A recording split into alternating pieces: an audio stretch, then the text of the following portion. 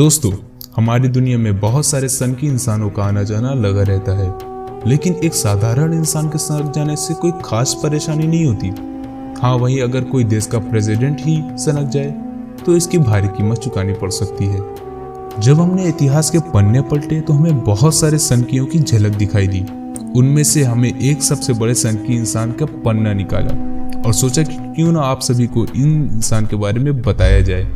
20 अप्रैल 1889 Australia देश में जन्म लेने वाले ये इंसान 30 अप्रैल 1945 जर्मनी देश में मौत की नींद सो गया।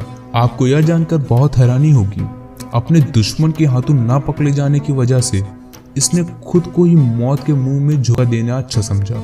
अब थोड़ा थोड़ा आपको भी समझ में आने लगा होगा कि किस इंसान के बारे में बताया जा रहा है। अगर आप हिटलर के बारे में सोच रहे हैं तो आप बिल्कुल सही सोच रहे हैं। यही वह जर्मनी का तानाशाह था जिसने अपने समय में बहुत सारे इंसानों को और खास तौर पर यहूदियों को बहुत ही बेदर्दी से मारा।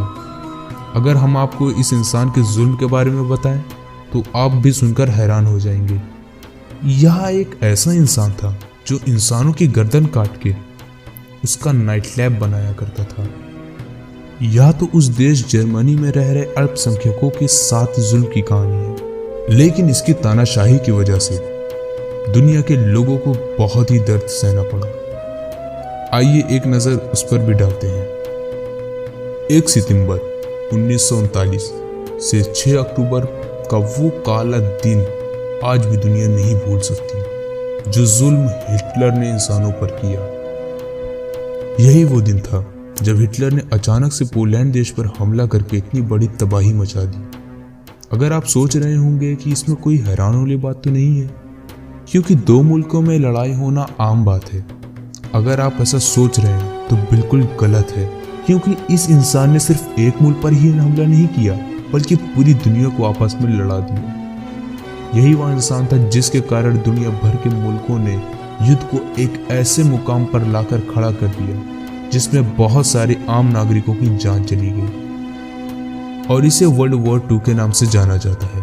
दुनिया में इससे पहले भी इसी तरह का युद्ध लड़ा जा चुका है जिसे वर्ल्ड वॉर 1 के नाम से जाना जाता है। उस युद्ध में भी दुनिया को कुछ कम तबाही देखने को नहीं मिली थी। बहुत सारे लोग यही मानते हैं कि ये दोनों युद्ध के कारण ही हिटलर था। हिटलर ने पोलैंड पर हमला करने के बाद बहुत सारे यूरोपियन देश पर हमला करना शुरू कर दिया, जिसमें बहुत सारे आम नागरिकों की जान चली गई। यह युद्ध 1939 से लेकर 1945 तक चला। लगभग 6 साल इस युद्ध ने दुनिया की देश की इकोनॉमी को तबाह किया। साथ ही हिटलर और उसके देश जर्मनी को बर्बाद करके रख दिया।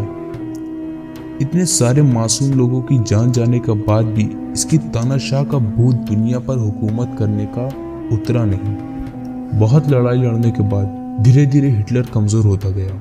फिर एक वक्त ऐसा भी आया जब हिटलर को अपनी जान खुद से ही लेनी पड़ी। जब हिटलर इस लड़ाई को हारने लगा तो उसे महसूस होने लगा कि वह अपने दुश्मनों से ज्यादा दूर नहीं है। फिर उसने अपने दिल पर पत्थर रखे, कुछ कठोर फैसले लिए। उसने जर्मनी में बनाए गए सरकार द्वारा बहुत सारे संसाधनों को बर्बाद कर दिया। उसके बाद खुद को भी गोली मार ली। इसी तरह जर्मनी के इस तानाशाह का अंत हुआ और दुनिया ने चैन की सांस ली। उम्मीद है इस तरह के तानाशाह दुनिया को दोबारा देखने को ना मिले, वरना तबाही के मंजर दुनिया को देखने को मिल सकते हैं। तो दोस्तों, उम्मीद है कि आपको यह जानकारी अच्छी लगी होगी। अगर अच्छी लगी तो इस चैनल को सब्सक्राइब करें और वीडियो को लाइक शेयर करें।